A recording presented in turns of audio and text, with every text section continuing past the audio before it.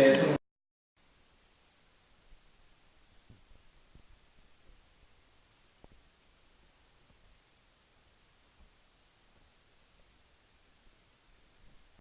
'임시초회도 많고 할 일도 많아서 모처럼 오랜만에 저희가 지금 이제 성경 공부 시간 됐습니다.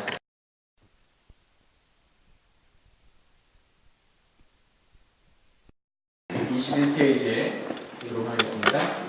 21페이지에서 소제목이 교회는 하나의 머리를 두고 있습니다.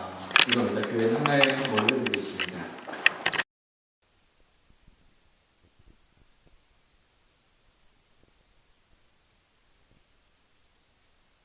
종교 조직들은 회장, 교주, 의장, 감독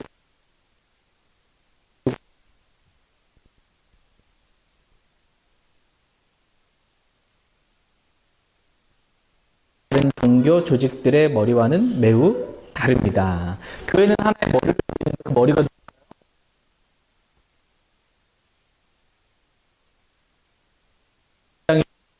다 사람이에요. 근데 교회의 머리는 하나님이세요.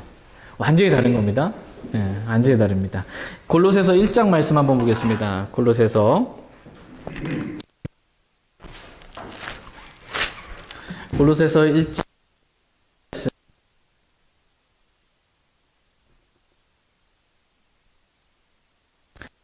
읽겠습니다. 골로새 1장 18절 말씀 시작. 그분께서는 몸 곧 교회의 머리시니라. 그분께서 시작이시요 죽은 자들로부터 처음 난 자이시니 이것은 그분께서 모든 것에서 으뜸이 되려 하심이라. 아멘. 그분이 누구세요? 예수 그리스도입니다. 예수 그리스도는 몸 곧 교회의 머리십니다. 이렇게 말씀하십니다. 에베소서 5장 말씀도 보겠습니다. 에베소서 5장 23절 24절 말씀 보겠습니다. 에베소서 5장 23절 24절 말씀 23절 제가 읽겠습니다. 이는 남편이 아내의 머리됨이 그리스도께서 교회의 머리 되심과 같기 때문이라. 그분은 그 몸의 구원자시니라.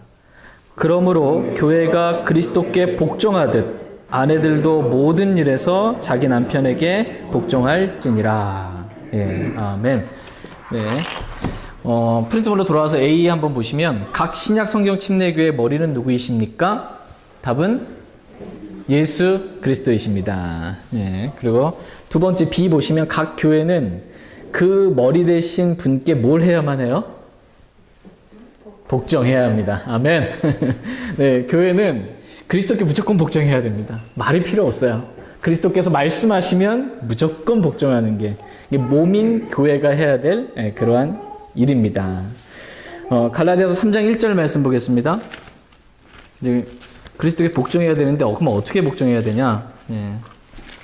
갈라디아서 뭐에 복종해야 하느냐? 갈라디아서 3장 1절 말씀 같이 읽겠습니다.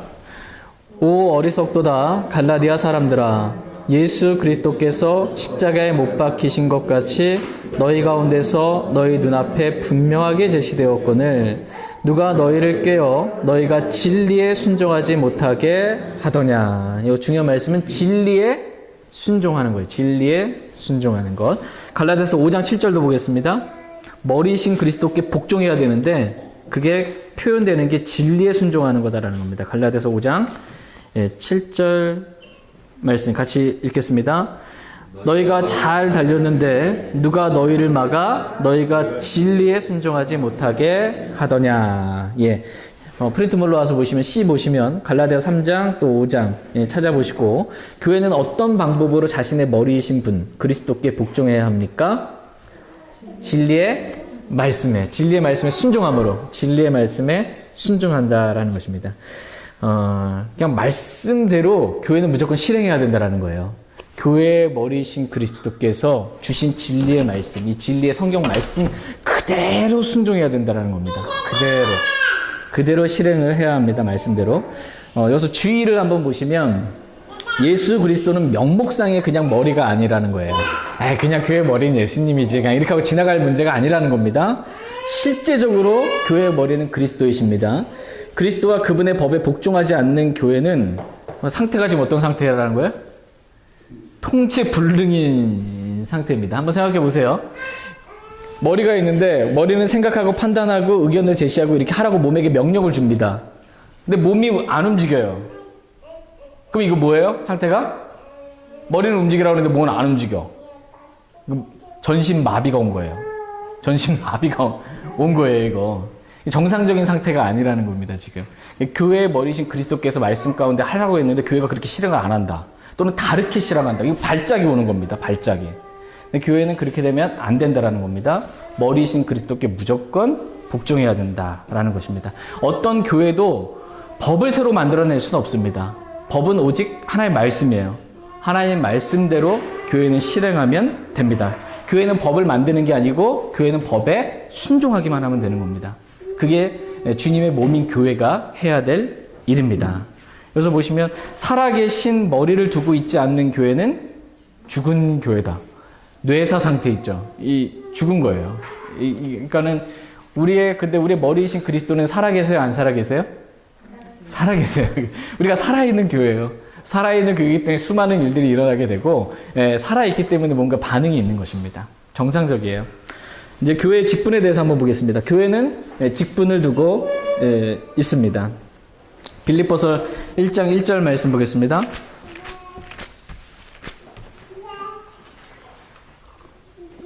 빌립보서 1장 1절 말씀 같이 읽겠습니다.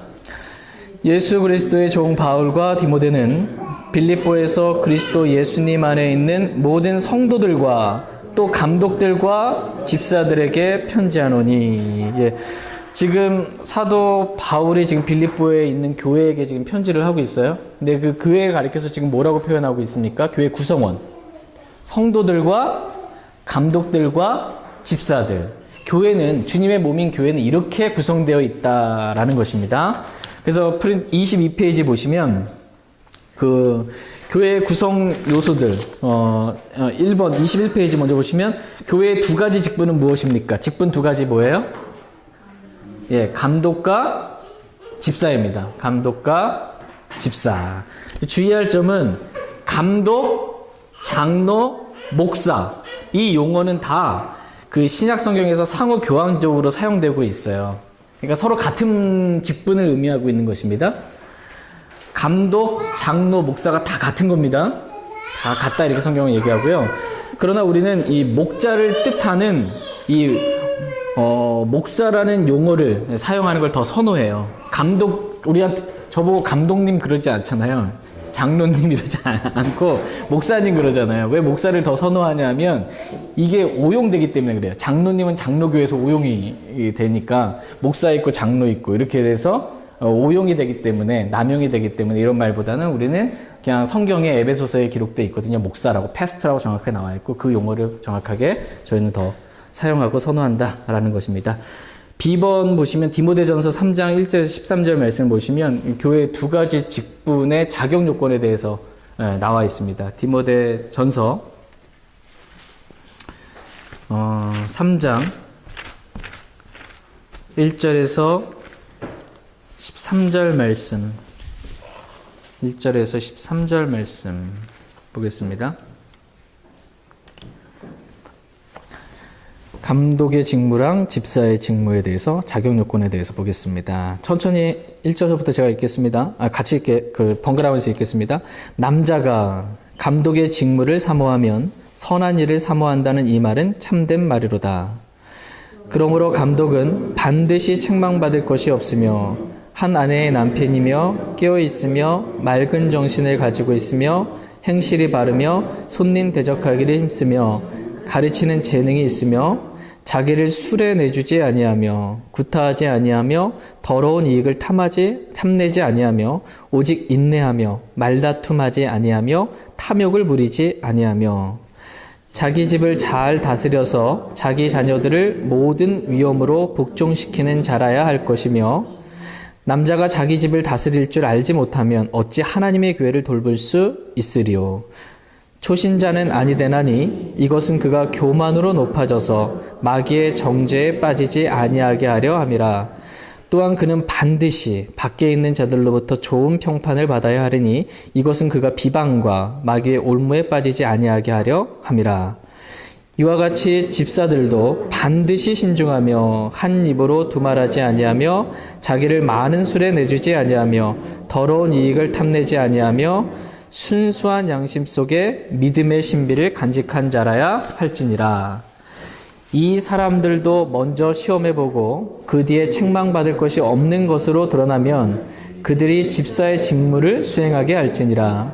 이와 같이 그들의 아내들도 반드시 신중하며 헐뜯는 자가 되지 아니하며 맑은 정신을 가지고 있으며 모든 일에서 신실한 자라야 할지니라.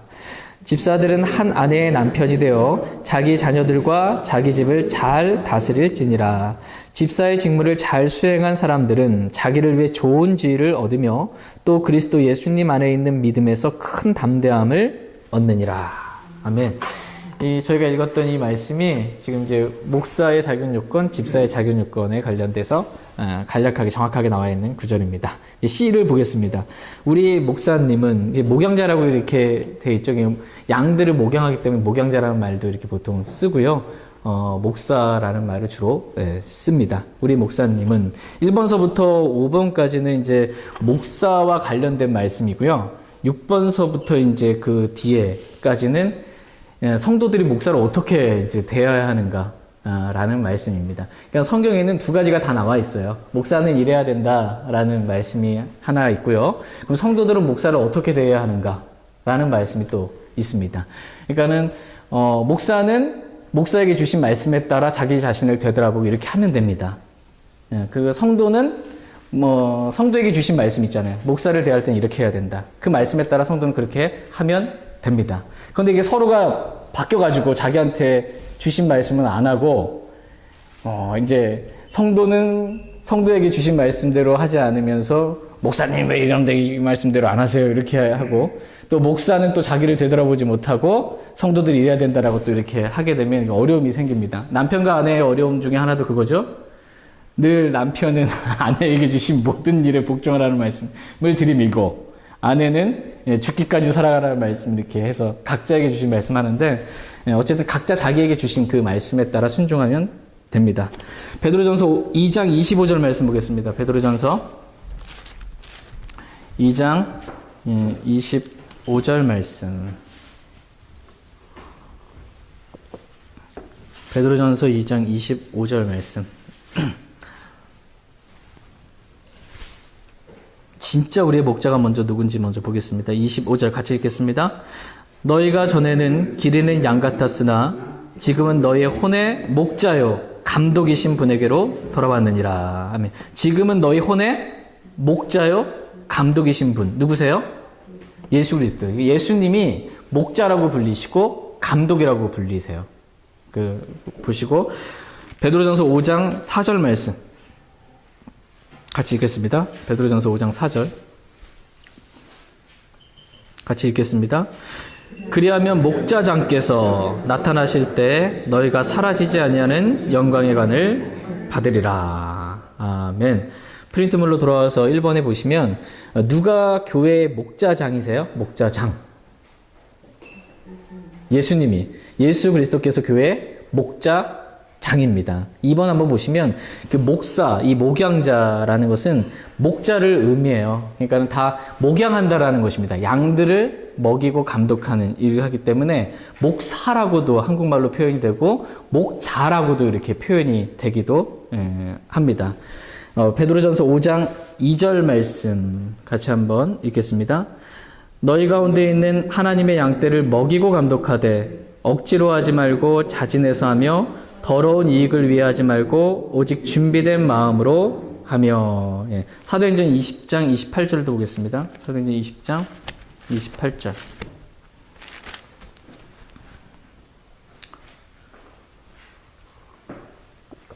사도행전 20장 28절. 28절. 사도행전 20장 28절. 같이 읽겠습니다. 그러므로 너희 자신과 온 양떼에게 주의를 기울이라. 성령님께서 너희를 그들의 감독자로 삼으사 하나님의 교회 곧 그분께서 자신의 피로 사신 교회를 먹이게 하셨느니라. 예. 여기서 이제 프린트물로 돌아와서 2번 보시면 그 성경은 교회를 그 교회의 목사와 관련지어서 무엇이라고 이렇게 부르고 있을까요? 교회를 가리켜서 이 공통점이 뭐냐면 목사와 관련해서 이렇게 양떼라고 부릅니다. 양떼. 하나님의 양떼를 먹이고 감독하되 이렇게 표현되어 있고 여기서 너희 자신과 온 양떼에게 주의를 기울이라 이렇게 말씀하고 계십니다. 그래서 성경은 교회를 그 교회 목사와 관련지어서 양떼라고 이렇게 불련지고 있습니다. 양떼입니다. 양떼. 예, 베드로전서 5장 2절 말씀을 다시 한번 볼게요. 베드로전서 5장 2절. 베드로전서 5장 2절 말씀 같이 다시 한번 읽겠습니다. 그러니까 이 목사가 해야 될 가장 중요한 의무, 일이 무엇인지 베드로전서 5장 2절 같이 읽겠습니다. 너희 가운데 있는 하나님의 양떼를 먹이고 감독하되 억지로 하지 말고 자진해서 하며 더러운 이익을 위해 하지 말고 오직 준비된 마음으로 하며. 아멘. 프린트로 3번에 보시면 이 목사의 최대 의무는 무엇입니까? 말씀 읽어보니까 예, 양떼를 하나님의 양떼를 먹이고 감독하는 게 목사가 해야 될 일이다라는 겁니다. 말씀으로 먹이고 어디 잘못하는 거 없나, 딴 데 가는 데 없나 이렇게 감독하는 거 이렇게 돼 있고요. 에베소서 4장 한번 보겠습니다. 에베소 4장. 오늘은 이제 주로 교회와 관련해서 이 목사와 관련된 말씀을 보겠습니다. 에베소서 4장 11절에서 14절 볼게요. 에베소 4장 11절에서 14절. 11절 제가 읽겠습니다. 그분께서 덜어는 사도로, 덜어는 대언자로, 덜어는 복음 전도자로, 덜어는 목사 겸 교사로 주셨으니 이것은 성도들을 완전하게 하고 섬기는 일을 하게 하며 그리스도의 몸을 세우게 하려 하심이라. 마침내 우리가 다 믿음과 하나님의 아들을 아는 것에서 하나가 되어 완전한 사람에 이르고 그리스도의 충만하심의 장성한 분량에까지 이르리니 이것은 우리가 이제부터 더 이상 아이가 되지 아니하여 사람들의 속임수와 몰래 숨어서 속이려 하는 자들이 사용하는 간교한 술수로 말미암아 교리의 모든 바람에 이리저리 흔들려 밀려다니지 아니하고. 예. 프린트물로 와서 보시면 우리가 이 말씀을 읽었는데요. 이 말씀에 따르면 주님께서 우리 교회에 목사님 또 목사님들을 주신 까닭은 무엇입니까? 교회 목사를 주신 까닭은 예, 아멘. 예, 성도들을 완전하게 하고 섬기는 일을 하게 하며 그리스도의 몸을 세우게 하려고. 그래서 나중에 이제 공통된 믿음으로 하나 돼서 이렇게 장성한 분량에까지 이르는 쪽으로 그렇게 하기 위해서 어쨌든 교회 안에 주님께서는 목사를 두셨다라는 거예요. 교회 안에 목사가 있으면 비성경적이다. 이 말 맞아요? 틀려요? 어떤 분들 부류 가운데서는 교회 안에 목사가 있으면 잘못된 교회다 이렇게 말하는 분들도 있어요. 교회 안에 목사를 하나님이 두셨어요? 안 두셨어요? 두셨어요. 두셨습니다. 11절에 보면 주님께서 그 교회 안에 덜어는 목사 겸 교사를 주셨다. 목사를 주셨다 이렇게 말씀하십니다. 그래서 목사와 집사 두 직분이 교회 안에 있습니다. 사도행전 20장 한번 보겠습니다. 사도행전 20장. 목사가 교회 안에서 어떻게 해야 하는가? 사도행전 20장. 사도 바울이 어떻게 했는지를 이제 본받아서 목사도 이렇게 해야 된다라는 것입니다. 사도행전 20장 31절 말씀. 31절 말씀. 같이. 사도행전 20장 31절. 같이 읽겠습니다.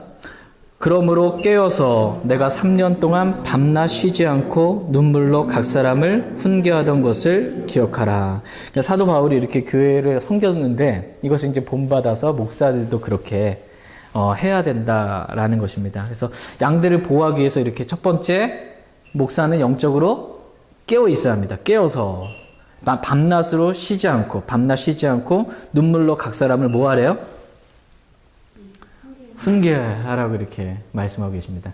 그러니까는 목사가 이렇게 하는 게 맞습니다. 성경적이에요. 그러니까 목사가 영적으로 깨어서 밤낮으로 쉬지 않고 눈물로 각 사람을 훈계를 해야 한다. 이렇게 말씀합니다. 근데 목사가 밤낮으로 깨어서 눈물로 나를 위해서 기도해주면 참 좋잖아요. 나를 위로해주는 건 참 좋잖아요. 근데 여기 말씀을 보니까는 그 밤낮으로 위로했대요. 뭐 했대요? 훈계했대요.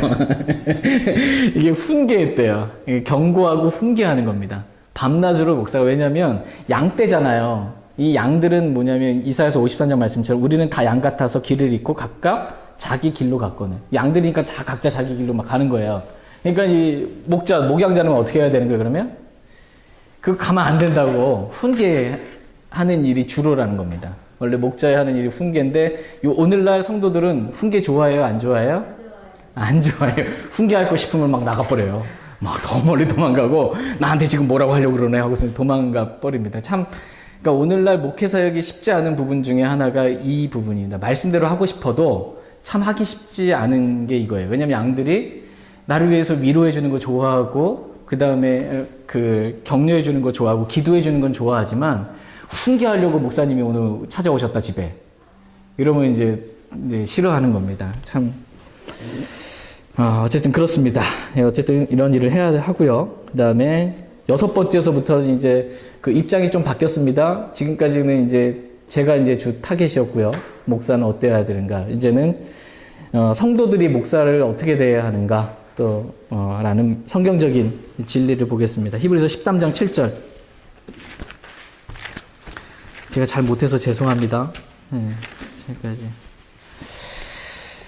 히브리서 13장 7절 말씀 같이 읽겠습니다. 하나님의 말씀을 너희에게 일러주고 너희를 다스리는 자들을 기억하며 그들의 행실의 결말을 깊이 살펴보고 그들의 믿음을 따르라. 예. 성도들은 어떻게 하냐면 6번으로 프린트물 보시면 우리는 우리의 목사님을 어떻게 해야 돼요? 기억하고, 예, 기억하고 어떻게 하래요? 네. 그래서 결론은 따르라라는 것입니다. 그러니까 내 목사가 누군지를 알고 그 다음에 그 믿음을 따르라 이렇게 말씀하고 계십니다. 양들은 그래야 된다. 히브리서 13장 17절에 의하면 7번 보시면 우리는 우리의 목사님들께 히브리서 13장 17절 같이 읽을게요. 13장 17절 시작. 너희를 다스리는 자들에게 순종하고 복종하라. 그들은 마치 자기가 회개 보고할 자인 것 같이 너희 혼을 위해 깨어있나니 그들이 기쁨으로 그것을 하게 하고 근심으로 하게 하지 말라. 그것은 너희에게 유익을 주지 못하느니라. 아멘. 프린트를 보시면 우리는 우리의 목사님께 뭐 하래요? 성도들은 순종하고 교회를 감독하는 그분의 지도력에 뭐 하라고 말씀하세요? 복종하라. 순종하고 복종하라. 이렇게 말씀하시고 그들이 기쁨으로 그 일을 목양하는 일을 하게 하고 근심으로 하게 하지 말라라는 것입니다. 이유는 그게 양들에게 도움이 되지 않기 때문에 그렇게 하라라는 것입니다. 데살로니가전서 5장 12절 13절 보겠습니다. 데살로니가전서 5장 12절 13절.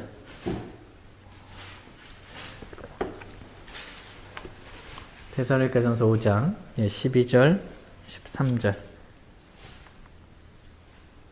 12절 제가 먼저 읽겠습니다. 형제들아 우리가 너희에게 간청하노니 너희 가운데서 수고하고 주 안에서 너희를 감독하며 너희에게 훈계하는 자들을 알고 그들의 일로 인하여 사랑 안에서 그들을 매우 귀중히 여기라. 또 너희끼리 화목하게 지내라. 예.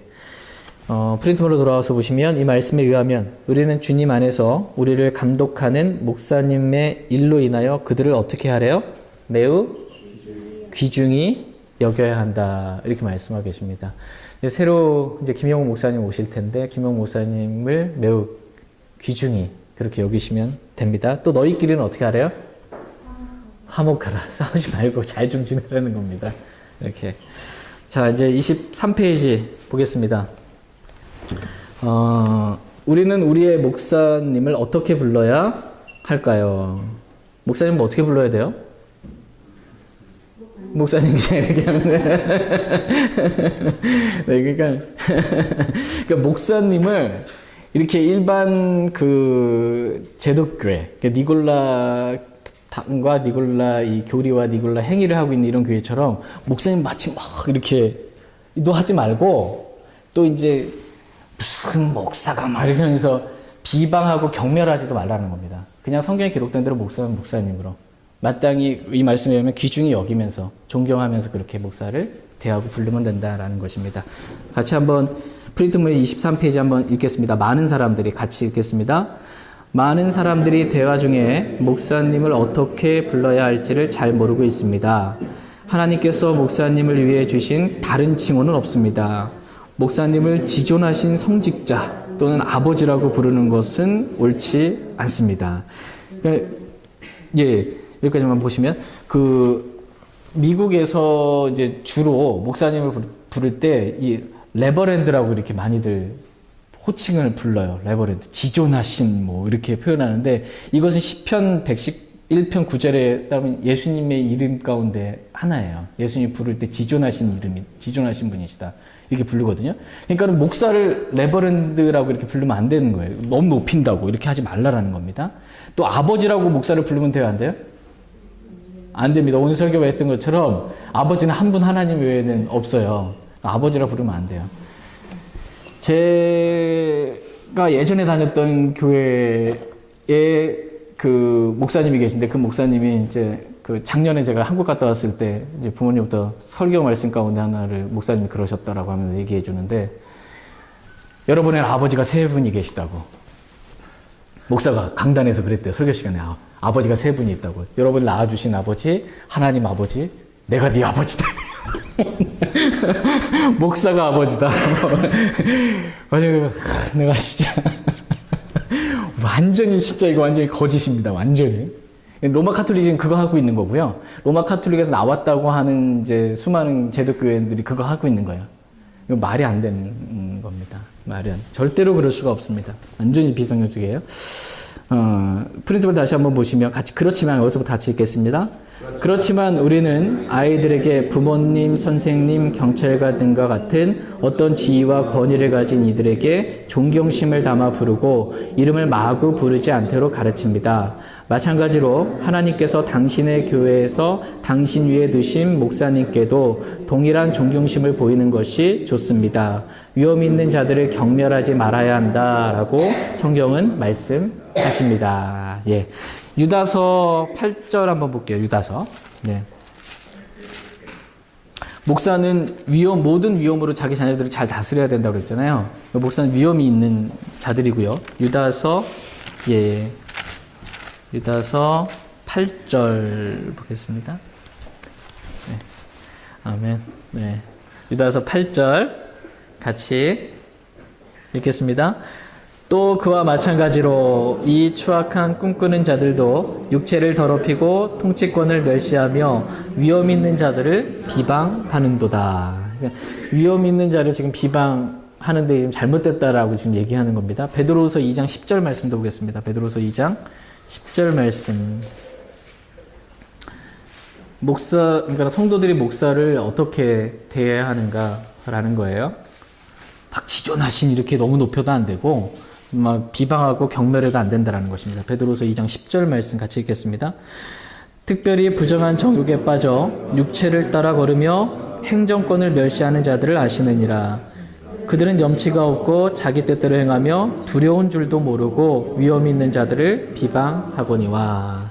목사를 대할 때 막 멸시하고 비방하고 이렇게 하지 말라라는 것입니다. 프린트물로 그 밑에 부분을 보시면 당신과 당신의 목사님 이 부분을 같이 한번 읽겠습니다. 시작. 당신의 목사님께 신뢰와 사랑과 격려를 보여주고 그를 위해 끊임없이 기도해 주십시오. 그와 함께하는 동역자가 되십시오. 당신이 어려울 때 그에게 찾아가고 필요할 때 그에게 도움을 요청하십시오. 그는 하나님의 말씀을 가지고 당신을 상담하면서 당신에게 도움을 줄 수 있는 가장 좋은 분입니다. 절대로 그를 당신의 우상으로 삼지 마십시오. 당신의 눈을 주님께로 고정시키시고 그를 혹독하게 비방하거나 그를 대항하고자 파당을 지어 음모를 계획하는 일에 가담하지 마십시오. 예. 그러니까 목사를 위해 끊임없이 기도해 주라는 것입니다. 목사를 신뢰하고 사랑하고 격려해 주고 그 다음에 목사와 함께 동역자가 이렇게 되어주라라는 것입니다. 예. 그러면서도 목사를 우상처럼 그렇게 여기지 말라는 겁니다. 예, 오직 주님께만 그렇게 눈을 고정하고 그렇게 동역자로서 기도하면서 함께하면 됩니다. 데살로니가전서 5장 12절 13절 데살로니가전서 아까 본 말씀인데요. 데살로니가전서 5장 12절 13절 12절 13절 같이 읽겠습니다. 형제들아 우리가 너희에게 간청하노니 너희 가운데서 수고하고 주 안에서 너희를 감독하며 너희에게 훈계하는 자들을 알고 그들의 일로 인하여 사랑 안에서 그들을 매우 귀중히 여기라. 또 너희끼리 화목하게 지내라. 예. 디모데전서 5장 17절도 보겠습니다. 디모데전서 5장 17절에서 19절 말씀. 디모데전서 5장 17절에서 19절. 17절 제가 먼저 읽겠습니다.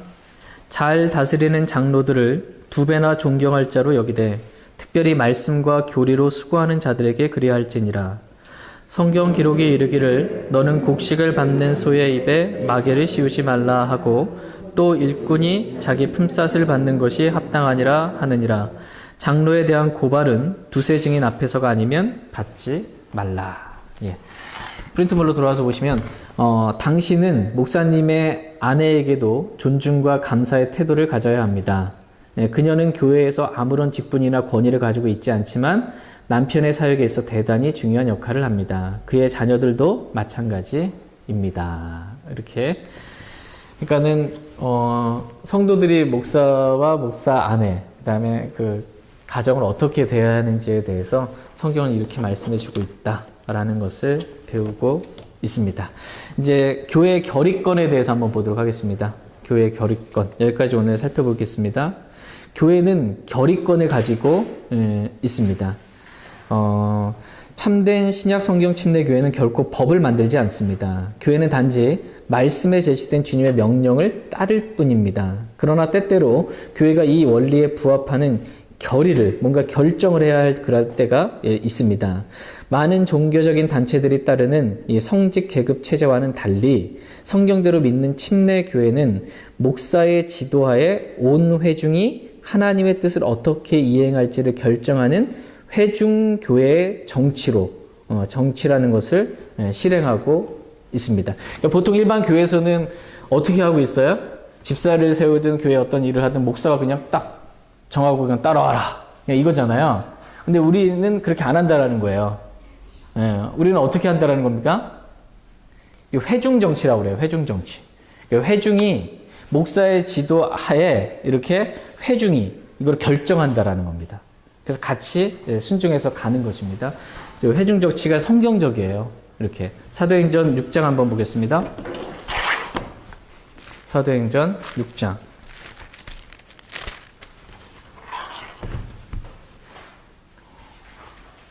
제가 독재할까요? 회중 정치할까요? 네. 성경대로 하세요. 회중 정치입니다. 네. 사도행전 6장 1절에서 5절인데요. 5절 말씀만 보겠습니다. 지난번에 집사 선출 관련해서 봤기 때문에 5절 같이 한번 읽겠습니다. 온 무리가 이 말을 기쁘게 여기고 믿음과 성령님이 충만한 사람 스데반과 빌립과 프로고로와 니가노르와 디몬과 바메나와 안디옥 출신의 유대교 계종자 니골라를 택하여 여기서 보시면 온 무리가 이러이러한 사람들을 택했다 이렇게 말씀하잖아요. 온 무리가 지금 택했어요. 목사가 택한 게 아니고요. 지금 온 무리는 누구를 의미할까요? 예, 성도들이에요. 이 예루살렘 교회에 있는 온 무리가 지금 택한 겁니다. 그러니까 성도들이 지금 택했다라는 것입니다. 성도들이. 그래서 프린트물로 보시면 누가 7지사를 택했습니까? 예, 온 무리가 성도들이 교회가 이렇게 택하는 것입니다. 사도행전 1장 15절에서 26절인데요. 24절만 볼게요. 사도행전 1장 24절. 성도들이 이제 택해야 되잖아요. 그러면 이제 택할 때 이제 어떻게 하냐라는 거예요.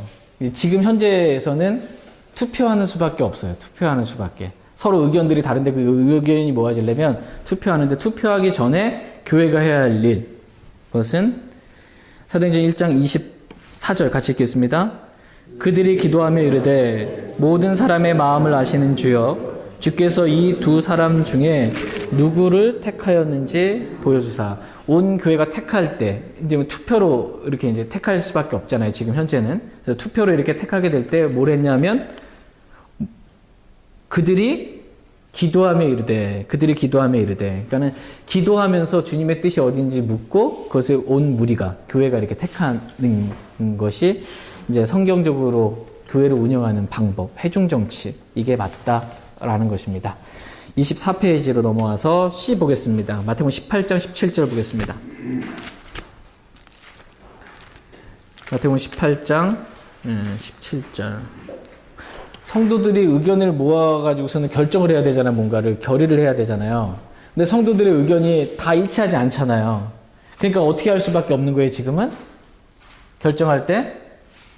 의견을 물어봐서 근데 비밀 투표로 이렇게 의견을 물어보고 다수결로 몇 % 이상이면 이렇게 결정될 수밖에 없어요. 예.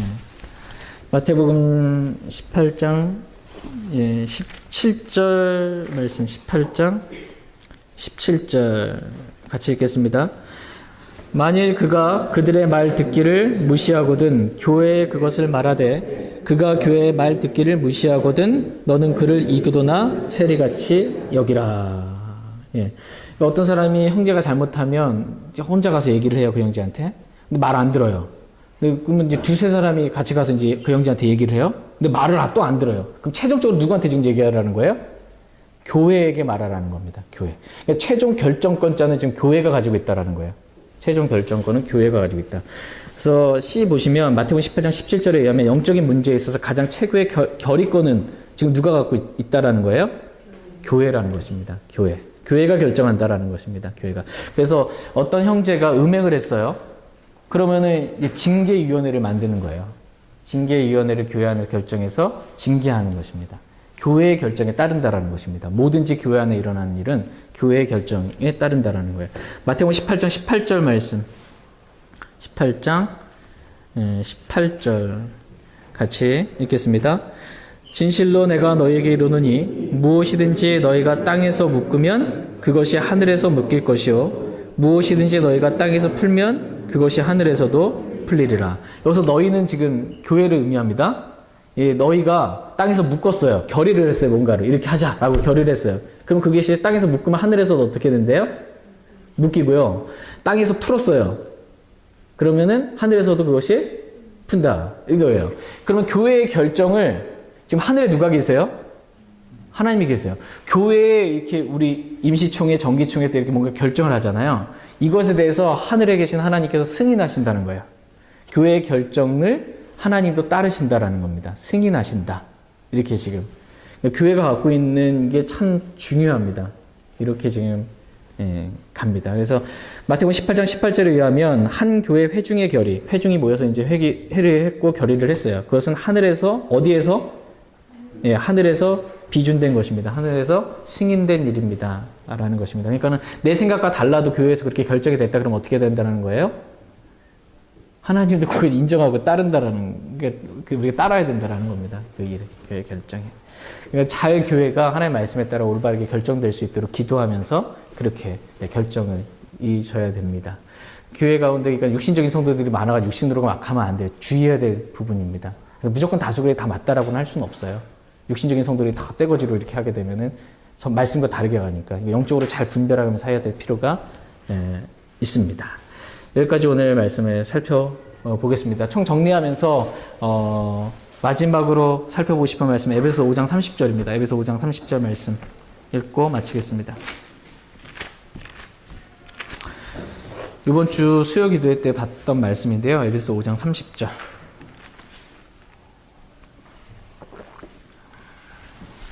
하나님은 교회를 무시하세요? 교회를 무시하지 않으세요?